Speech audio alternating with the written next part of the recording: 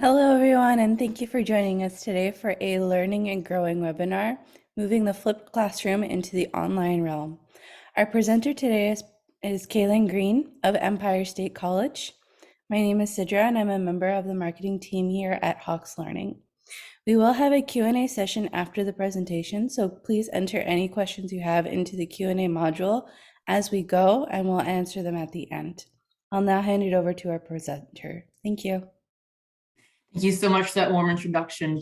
I appreciate it. My name is Dr. Kaylin Green. I am the Assistant Professor of Addiction Studies at SUNY Empire State College. I have been teaching in the online classroom for over 9 years at 5 different facilities, so I have quite an experience of teaching online classrooms and the best way to get the most out of your students when doing so. I'm going to begin sharing my screen here for my presentation. Okay, so the Flipped Classroom Online, this is the Hawks Learning webinar. First, why the transition? Why have we as society started to make quite a shift to the online classroom realm? First, students have an increased need to work during their taking school classes. They find that they need to pay their bills, so they need to find a healthy balance of taking their classes online while still maintaining their jobs. Then an overall shift to online classes for the ease of it. Students are able to take care of their personal responsibilities, childcare, loved one care, while still earning their education in their desired career path. And then, of course, COVID-19.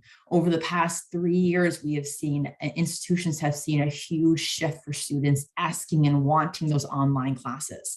First, because of COVID, and then after, when things started opening back up again, the students simply saw the benefits of being able to, hey, I can still work, I can take care of my kids. Maybe someone who wasn't able to go to school in the first place because of those responsibilities now was able to because of COVID, and they want to finish their degrees. There are quite a lot of benefits of the online classroom approach to really reach those students who otherwise were not able to or didn't think that they were going to be able to attend college classes and earn their degrees. So first, what is a flipped classroom? This is also called an inverted classroom. This really goes against the traditional lecture-based classes that I know I took when I was undergrad. You would go to a classroom, you would sit down, the professor would lecture for an hour and a half, and you would go home and have a very hefty assignment to do at home on your own after you listen to the lecture. So a flipped classroom approach is very beneficial in a lot of humanities types of classes. Classes where the students are learning theories and practices and practicum information. Students first gain exposure outside of the classroom. They are usually instructed to complete a reading about something outside of the classroom for that homework assignment. This is where the instructor would also provoke or encourage the students to talk about this topic at home. Before you come into class next week, where we're going to go over the information, review it together, talk about it amongst your friends, talk about it amongst your family, see what people know about the topic, see what you already know about the topic while you're going through your readings. Trying to gain that first exposure outside of the classroom so that when they come into the classroom, they have an idea on what they want to talk about or the questions they want to bring to the instructor. And then you use the class time to do the quote unquote hard work, the more the in-depth work. Use the class time together where the students can bounce ideas off of each other. A lot of collaboration. The flipped classroom is very strongly focused in that collaborative spirit, encouraging the students to bring their questions to the class so that the instructor can answer questions about the information versus lecturing the facts to the students. I think the idea of if a student can simply read a textbook and learn all they need to learn from the textbook, why are they paying for a class? And in a time where we have more and more colleges available and more online schools available, we want to make sure the students are really understanding the benefit of that classroom time. And if the student feels they're able to ask questions, dive deeper into conversation, discussions, they're going to feel that they're getting more out of that actual classroom time. So now, what are the principles of a traditional flipped classroom? Before we move it into the online realm, let's talk about, to make sure we understand, what are those principles of the flipped classroom in general. The exposure, the initial exposure to the content must happen prior to the class time. This is a very key component. The student must have some type of exposure to the information before they come and sit for the class session regarding that topic. There must be some type of incentive for the students to come prepared. Simply asking students to please read 2 chapters before coming to class on Tuesday, if there's nothing that's going to stop them from not reading it, the reality is more than likely they're not going to read the chapters. So part of a flipped classroom approach is usually a light quiz or a light assignment that is due the day before the actual class is going to take place on the information. And when I say light, I mean point-wise. We don't want these initial light quizzes or light assignments to be weighted heavily, because we haven't given the student the time with the instructor or with their classmates to really dive deep and to understand the information on that deeper level. So we want those quizzes to be light, just something to really incentivize the student to, hey, we have 2 chapter reading that are assigned before Tuesday morning's class. Make sure you read them, complete the quiz. It's an easy 10 questions, easy 10 points towards your final grade. But those incentive points are a critical piece of the flipped classroom approach. We want to provide ways to assess the students' understanding the information. We want to perhaps provide videos or articles along with the reading. We want to give the students different ways of understanding the information before they come to class for that formal in-depth experience with their classmates and with the instructor. And then when they come to class on that morning to go over the topic with the instructor alongside their classmates, this is where those in-class activities focus on the higher level cognitive abilities. We explore, we dive into, we examine, we assess, we do practices, practicums of how is it going to apply in your field of study. Really kind of diving deep into those topics alongside your classmates and with the instructor right there. What are the benefits to the flipped classroom? Why should I make this shift to my students? There are many wonderful instructors who have been teaching for years and years, and they have a very specific way of doing their classes that they're comfortable with. Stepping outside of our comfort zone can be challenging for us as instructors. So understanding the benefits to the flipped classroom can really help the instructor identify why they might want to or would be encouraged to change the way they run their traditional classroom. First, the flexibility for the students. It offers flexibility for the students to ask questions, feel that they're discussing with the student or with the instructor or with their classmates. This also gives more of the responsibility to the students. And we're dealing with adult learners. We need to make sure we're putting that responsibility onto the students. Of course, as instructors, we share some of that learning responsibility. When we give the responsibility to the students, we provide the students the opportunity to rise and to gain more knowledge in how to take responsibility in different aspects of their life. They learn with the instructor's support. Instead of the student being home trying to decipher through a 3-page paper, we're giving the students time to learn about the content, dive into it with the instructor right there in the classroom alongside of them. So they're doing activities, they're doing practices, they're working in their groups, they have their classmates to bounce ideas off of. They're able to talk to each other as well as the instructor to determine different ways to understand the content. As an instructor, I know I only understand things the way that they make sense in my brain to be, as simple as possible.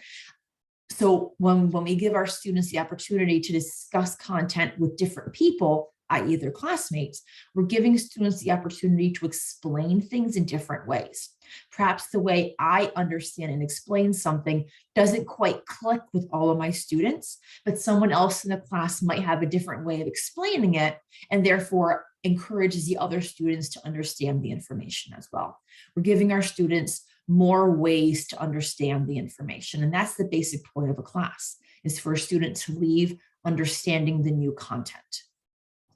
We're not wasting time on lecturing. I know there are quite a few instructors who would say, we're not wasting time, it's information, and it's very important information.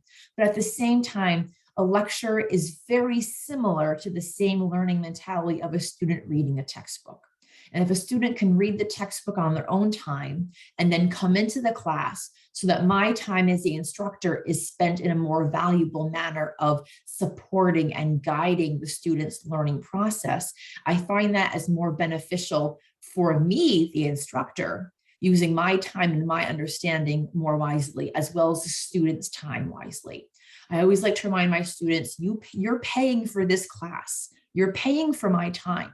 I want your time here to be with me, the beneficial as it can be for you throughout the learning process. This also allows the instructors to get to know the students better. Let's be real here. When we have a lecture of students, we're not giving ourselves, the instructor, the time to get to know them.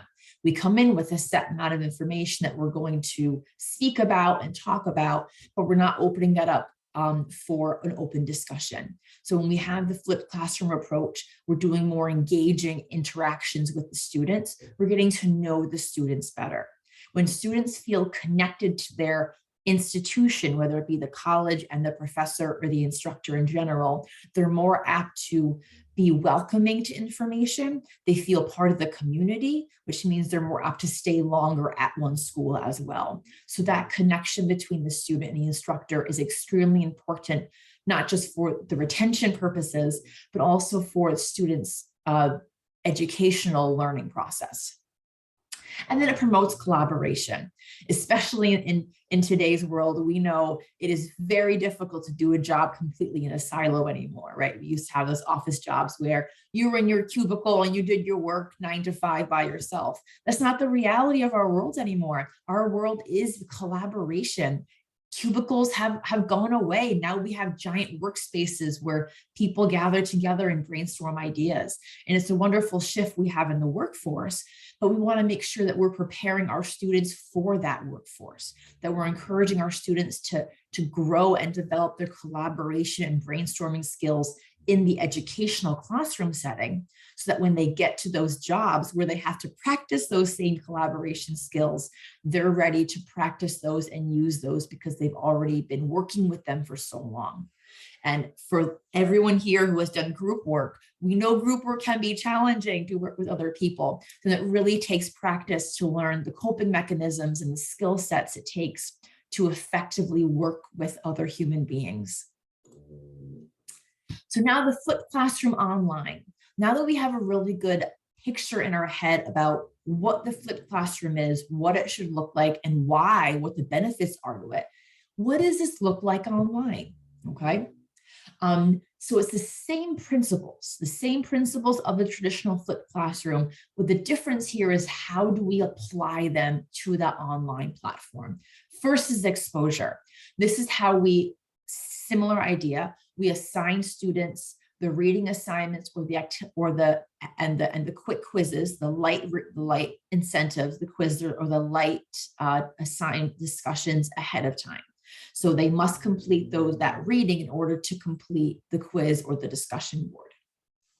And then incentivize the preparedness. Again, when the discussions are due, if you have an asynchronous method and you have a discussion-based assignment, you make sure that the discussions are based off of the readings. They want to be really, really focused on the readings to encourage the student to complete the reading in order to complete the discussion. We want to assess the student's understanding. This is where our role of, if we're going into the discussions in asynchronous method, and we're writing those provoking thoughts and provoking comments in the discussion, we want to make sure that we're making those thoughts and those comments, again, focused on the reading and diving into and expanding our students' depth of their responses. We want to make sure that the students' responses are not simply, I agree with what my classmate said, right? That's not showing you're learning anything. So when I have an asynchronous method and my classrooms are discussion based, I really encourage my students to think about the discussions, not just on I went in, tick mark something off that I engage, but think of it as, this is your way as a student to prove to me, the instructor, that you're understanding the information. What do you think you should write about? How should you say this in the discussion to prove to me you completed the reading and that you understand the information? This is your time to prove that to me. This is also a student's time to engage with each other. Similar to the flipped classroom approach in person, we're giving the students a chance to interact and engage with each other for that discussion-based conversation. On those discussion boards, you will see students explaining the same topic in a multitude of ways. And that is a beautiful thing. That is the goal of the flipped classroom approach. Because like I said before, not all students are going to understand things the way the instructor's only one person. We only usually have the way to understand or the way to explain something that makes the most sense for us. But our students may understand it in different ways. So allowing them that time to have that active discussion over a period of days, so they can go in, make comments, make posts, ask questions. You're encouraging that discussion, that going deeper into the topic at hand. And those in-class activities focus on those higher level cognitive activities. You do some group work, and the students are always going to bulk at especially online group work, but this is where the students get deeper in those cognitive level abilities, where they assess, where they take apart information, rebuild it up, and kind of make sense of it in different ways, especially if a class is geared towards a certain profession or a certain concentration.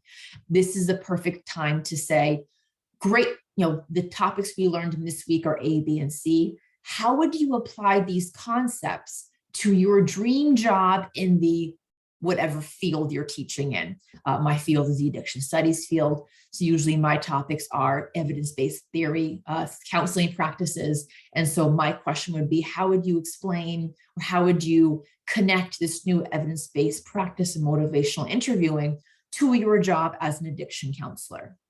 This way they're doing that in-depth work with each other and with the instructor as well.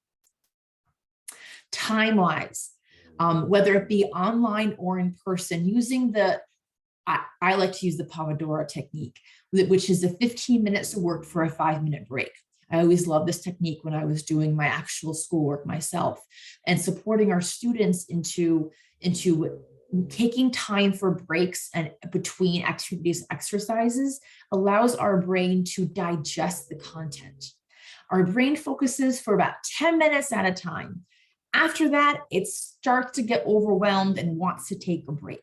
So when we're in person doing this, the flipped classroom approach looks like maybe a short video, maybe 5 minutes of lecture, some group work, another video, another 15 minutes of group work, but we're constantly changing it up to keep the students' engagement. Now in online, how would we do that? If we're doing a synchronous video chat session, it would be very similar. As a video classroom, I would show a little 5-minute video clip of something. I would chat for about 5 minutes, maybe on the topic. I would do some breakout rooms and encourage the students to discuss things together. In an asynchronous method, this is a little bit more challenging, but still very possible to do. This is the idea that we want our students to be making their main discussion post earlier than their responses. So it may not be a 15-20 minute difference here, but a couple of days. What we're doing is we're encouraging our students to be active and engaged throughout the week time period. This encourages the students to think about think about do the readings on Monday and Tuesday, complete their main discussion post by Wednesday, Thursday. Think about the information on Friday and Saturday. And then on Saturday and Sunday, write their responses. We're also incentivizing them by granting them certain points for being engaged throughout the week. Part of my grading rubric is that all 3 of your discussion posts were made on different days of the week. If a student posts all of their main posts and responses all on one day, they're not going to earn 100 points. So they haven't shown that they're fully engaged in the content or in the information. So that is my presentation on the flipped classroom approach.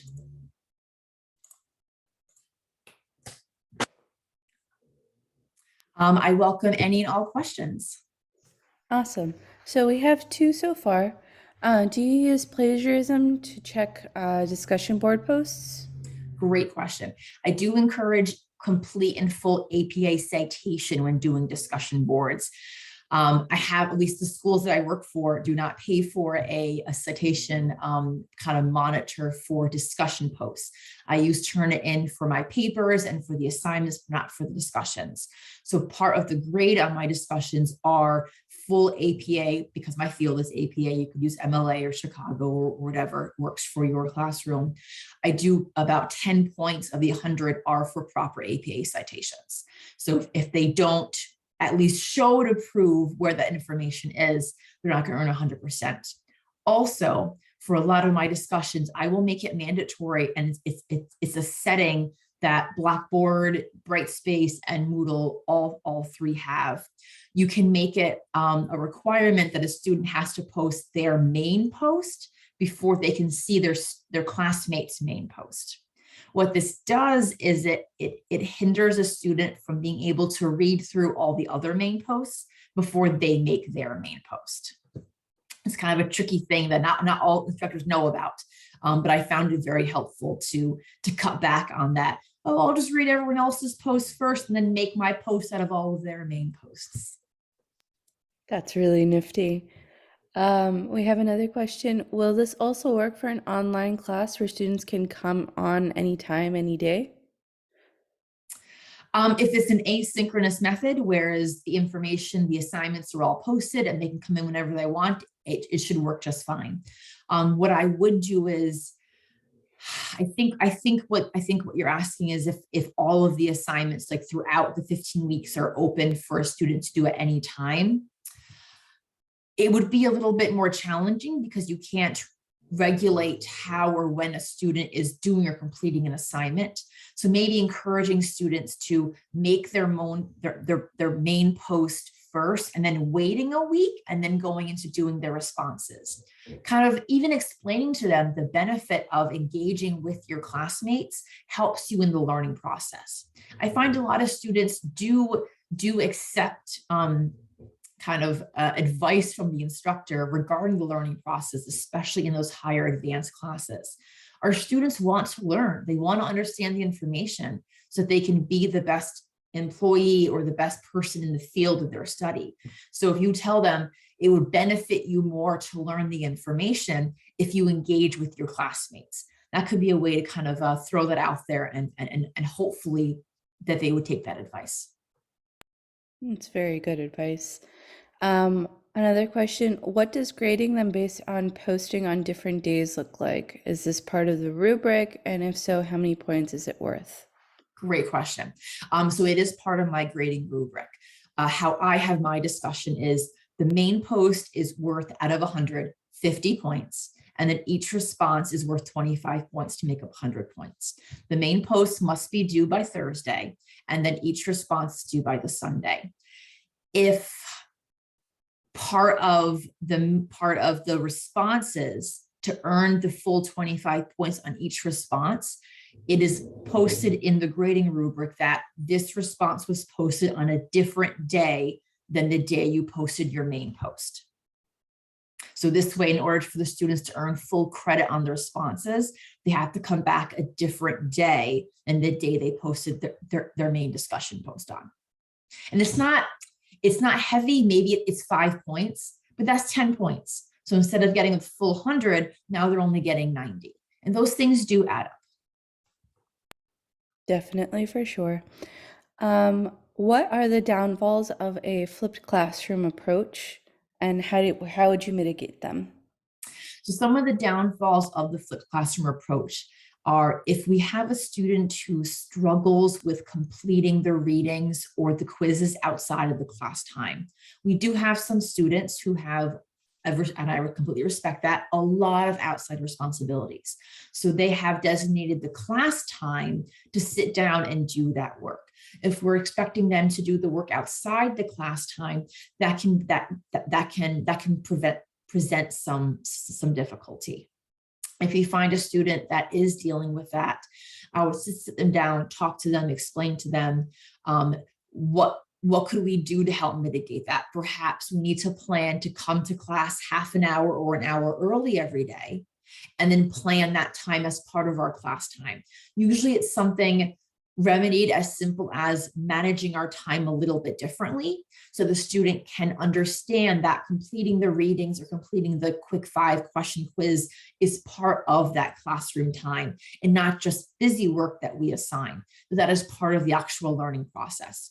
Again, I find that when I explain things to the students, they usually accept it and understand it because they are motivated to learn this information. They have chosen to pay, right, and take time out of their busy schedules to take these college level classes and learn the content. I believe in treating my students as those professionals. And if we explain to them the importance of learning the information or completing the readings before class time, they usually understand the importance of it and then begin to do it. Great. We have one final question. Why might an instructor be hesitant to move to a flipped classroom approach? So I've been teaching in the online world for 9 years. I've also taught in person. And when I would speak to my fellow in-person colleagues about this new radical flipped classroom kind of model, I got a lot, I definitely got a lot of pushback of, well, I've been doing it lecture-based for years. It's better for the students, it's easier for the students. What I find is that it's usually easier for the instructor. And people, humans, we're creatures of habit, right? We like to do what makes us comfortable. We stay in our comfort zones. It's a big part of human nature. But as instructors, that we're focusing our life on supporting students into developing and growing and expanding their horizons, we must do the same. And there's evidence-based practice studies out there showing the flipped classroom approach is a really beneficial way to help students understand content on a much deeper level than the basic lecture classroom approach. So as instructors, asking ourselves, am I not switching over to a flipped classroom, whether it be in person or online, because of the students or because of me?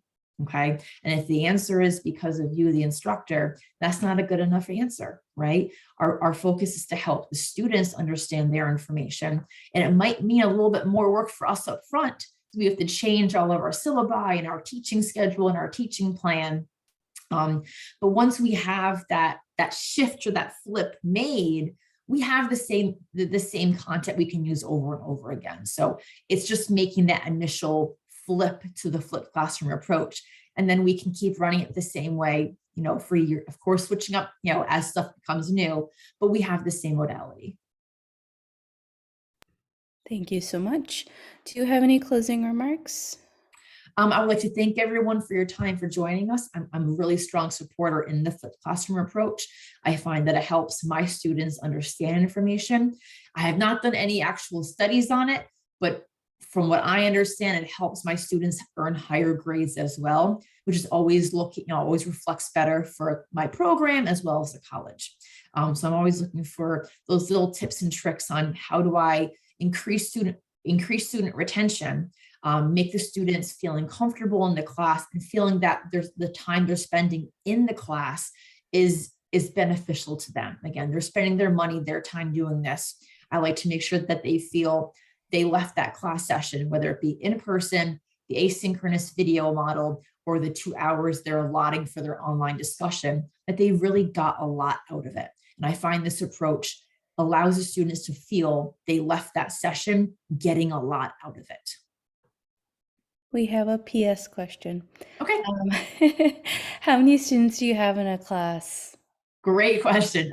So it absolutely varies. So in my in my synchronous classes, I usually have about 25 to 30 students. So the group breakout rooms are big. Oh, also, when you do a breakout room in the synchronous method, I personally like to pop into all the groups during that time. It's very easy to sit at the blank screen, letting them do their thing in their breakout room, but take the initiative, pop into the breakout room, say hi, make sure they're talking, encourage the conversation if you need to be. In my asynchronous method, I can have anywhere from 10 to 50 students in the classroom, which is fine because we have the discussion boards, right? So reality, a student is not going to read every one of their 50 classmates' main posts, but by encouraging them to, also on the discussion board, it's also required or to earn full credit. Each of their 2 responses must be to 2 different classmates' main posts. That way, we're not only encouraging the student to respond on different days, but also read at least 2 other posts. Some of my classes actually require 3 responses, but that is usually a college requirement or a college decision on that. So it depends on how much freedom you have with that. Do you have any suggestions for classes where there are over 100 students? Yes. Those are fun classes to teach, right? So many names to go through. Sometimes I find it helpful to break the class into different discussions. So the first 30 students will complete discussion A this week, 30 students discussion B this week, 30 students discussion C this week. Next week, flip it up. So essentially all of the students will complete discussion A, B, and C to hit on all the content, but they only have to engage with 30 students. Because 100 students can be overwhelming, right? When they go in and see 100 made posts, they don't even know what to do. It just seems like too much. So breaking it up into that kind of time-wise situation, you allow the student to feel almost to feel that they're in a 30-person classroom. They might feel a little more heard by their classmates, almost creating your own little cohorts in that class. If the students can feel more connected to their classmates and feel more heard that way. Just an idea. Thank you so much. We have a follow-on comment regarding the breakout rooms. They felt that the breakout rooms work best when you, the instructor, pops in and out from time to time. That way they know you're involved instead of just sitting back and watching. Absolutely. It's so easy for us to sit there and go, all right, 6 minutes and break. Let's just sit here and wait. It's so easy to sit there and wait for it, but it is our job to pop in there and make sure that they're engaging and chit-chatting. And sometimes no one's saying anything. So I'll go, all right, so what have we talked about so far, everyone? And kind of starting to engage the discussion. And then you pop out into a different one. Yeah, for sure. That's such a great idea. All right, that looks like all the time we have for today. Thank you so much, Professor Green, and thank you all for attending today. If you or any of your fellow instructors are interested in presenting for our Learning and Growing webinar series, please submit your proposal to the Learning and Growing webinar website, which I'm going to go ahead and link in the chat right now. Doot. All right, and we will be emailing you a recording of the link so you guys can get all of the resources that she went over today once the recording is available. And I hope everyone has a great rest of your day. Thank Thank you. you so much.